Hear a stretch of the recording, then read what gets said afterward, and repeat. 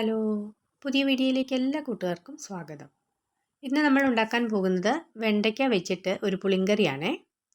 നമ്മൾ നേരത്തെ വെണ്ടയ്ക്ക മപ്പാസ് ഉണ്ടാക്കിയ വീഡിയോ അപ്ലോഡ് ചെയ്തിട്ടുണ്ടായിരുന്നു. അപ്പോൾ അത് കാണാത്തവരുണ്ടെങ്കിൽ ഒന്ന് കണ്ടു നോക്കണേ. പിന്നെ നമ്മുടെ ചാനലിലേക്ക് പുതിയതായിട്ട് ഏതെങ്കിലും കൂട്ടുകാർ എത്തിയിട്ടുണ്ടെങ്കിൽ ചാനലൊന്ന് സബ്സ്ക്രൈബ് ചെയ്തിട്ട് കാണാനായിട്ട് ശ്രമിക്കണേ. വീഡിയോ ഇഷ്ടപ്പെട്ടാൽ തീർച്ചയായും ലൈക്ക് തരാനും ഷെയർ ചെയ്യാനും കമൻറ്റ് ചെയ്യാനും മറക്കരുത് കേട്ടോ. വെണ്ടയ്ക്ക ഒന്ന് നടുവേ മുറിച്ചെടുത്തിട്ട് 1 ഇഞ്ച് നീളത്തിലാണ് ഒന്ന് കട്ട് ചെയ്തെടുക്കുന്നത്. അപ്പോൾ വെണ്ടയ്ക്ക വെച്ചിട്ട് നമ്മൾ പല രീതിയിലുള്ള കറികൾ വെക്കാറുണ്ട്. തോരന്, മെഴുക്കുവരട്ടി, ഒഴിച്ചുകറി, വറുത്തരച്ച കറി ഇതെല്ലാം ഉണ്ടാക്കാറുണ്ട് അല്ലേ.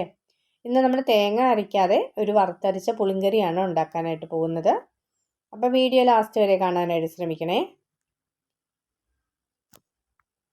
അപ്പോൾ ആ വെണ്ടയ്ക്ക കട്ട് ചെയ്ത് കഴിഞ്ഞു. ഇനി നമുക്ക് സവാള ഒന്ന് അരിഞ്ഞെടുക്കാമേ. ഒരു മീഡിയം സൈസിലുള്ള സവാളയാണ് എടുത്തിരിക്കുന്നത്. ഇനി നമുക്കത് കനം കുറച്ച് നീളത്തിലൊന്ന് അരിഞ്ഞെടുക്കാം. ഇനി നമുക്ക് ചട്ടി അടുപ്പത്ത് വെച്ചിട്ട് നമുക്ക് വറുക്കാനുള്ള വറ്റൽമുളകാണ് അതിലേക്ക് ചേർത്ത് കൊടുത്തിരിക്കുന്നത്. പിന്നെ അതിലേക്ക് നമ്മൾ 2 സ്പൂണ് വലിയ സ്പൂണിന് 2 സ്പൂൺ പച്ചമല്ലി വറുക്കാനായിട്ട് ഇട്ടിട്ടുണ്ട്. 1 സ്പൂൺ വെളിച്ചെണ്ണയും കൂടെ ഒഴിച്ചാണ് വറുക്കാൻ ഇട്ടേക്കുന്നത്. ഇനി ഒരു 10-12 കൊച്ചുള്ളിയും കൂടെ ചേർത്ത് കൊടുക്കുന്നുണ്ട്.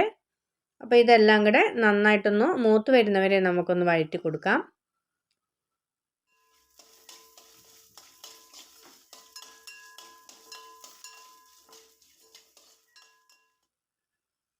അപ്പോൾ നമ്മുടെ മുളകൊക്കെ മൂത്ത് വന്നിട്ടുണ്ട്. ഇനി നമുക്കതിലേക്ക് 1/4 ടീസ്പൂൺ ചെറിയ ജീരകം, 1/4 ടീസ്പൂൺ ഉലുവയും കൂടെയാണ് ചേർത്ത് കൊടുക്കുന്നത്.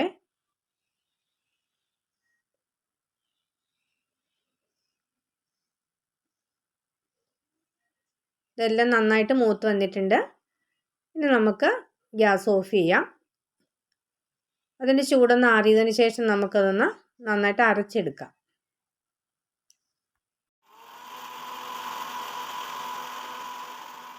ഇനി നമുക്ക് ചട്ടി അടുപ്പത്ത് വെച്ച് ആവശ്യത്തിന് വെളിച്ചെണ്ണ ഒഴിച്ചിട്ട് നമ്മുടെ വെണ്ടയ്ക്ക എന്നതിലേക്ക് വഴറ്റാനായിട്ട് ഇടുവാണേ.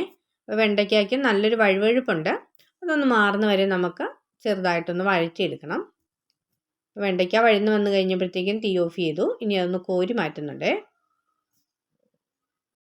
സവാള വഴറ്റാനായിട്ട് നമുക്ക് ഈ എണ്ണ തന്നെ ഉപയോഗിച്ചാൽ മതി, വേറെ എണ്ണയൊന്നും ഉപയോഗിക്കണ്ട. അപ്പോൾ നമ്മൾ വെണ്ടയ്ക്ക കോരി മാറ്റിയ ശേഷം അതിലേക്ക് കടുക് വറുത്ത് കറിവേപ്പിലയൊക്കെ ഇട്ടിട്ട് സവാളയും കൂടി ഇട്ട് കൊടുക്കുന്നുണ്ട്.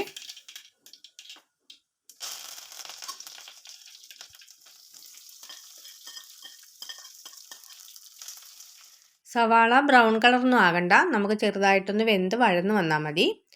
ബ്രൗൺ കളറായി കഴിഞ്ഞിട്ടുണ്ടെങ്കിൽ കറിയുടെ ടേസ്റ്റ് മാറിപ്പോകും. അപ്പം നമുക്ക് ഉപ്പും കൂടി ഇട്ട് വേണം വഴറ്റാൻ വേണ്ടിയിട്ട്. ഒരല്പം മഞ്ഞൾപ്പൊടിയും കൂടി ഇട്ട് കൊടുക്കുന്നുണ്ട്. അപ്പോൾ ആവശ്യത്തിന് വഴന്ന് വന്ന ശേഷം നമ്മൾ അരച്ച് വെച്ചിരിക്കുന്ന അരപ്പ് അതിലേക്ക് ചേർത്ത് കൊടുക്കുവാണേ.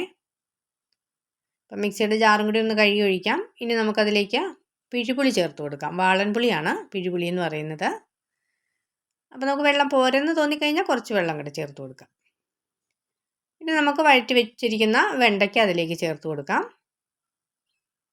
അപ്പോൾ വെണ്ടയ്ക്ക പകുതിയാണ് വെന്തിട്ടുള്ളൂ. അപ്പോൾ അതിൻ്റെ ചാറൊക്കെ ഒന്ന് വറ്റി വെണ്ടയ്ക്കൊക്കെ ഒന്ന് വേകുന്ന വരെ നമുക്കൊന്ന് മൂടി വെച്ചിട്ട് വേവിക്കാനായിട്ട് വയ്ക്കാമേ. അപ്പോൾ ആ വെള്ളമൊക്കെ വറ്റി ചാറൊക്കെ നന്നായിട്ട് കുറുകി വന്നിട്ടുണ്ട്. അപ്പോൾ തേങ്ങ ചേർക്കാത്ത നല്ല സൂപ്പർ ടേസ്റ്റിൽ ഒരു വെണ്ടയ്ക്ക കറിയാണ് നമ്മൾ തയ്യാറാക്കിയിരിക്കുന്നത്. അപ്പോൾ വീഡിയോ ഇഷ്ടപ്പെട്ടാൽ തീർച്ചയായും ലൈക്ക് ചെയ്യാനും ഷെയർ ചെയ്യാനും കമൻറ്റ് ചെയ്യാനും ഒന്നും മറക്കരുത് കേട്ടോ.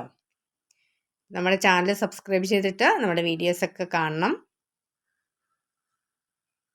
അപ്പോൾ ഇന്നത്തെ വീഡിയോ ഇവിടെ വെച്ച് നിർത്തുവാണേ. വീഡിയോ കണ്ട എല്ലാവർക്കും നന്ദി.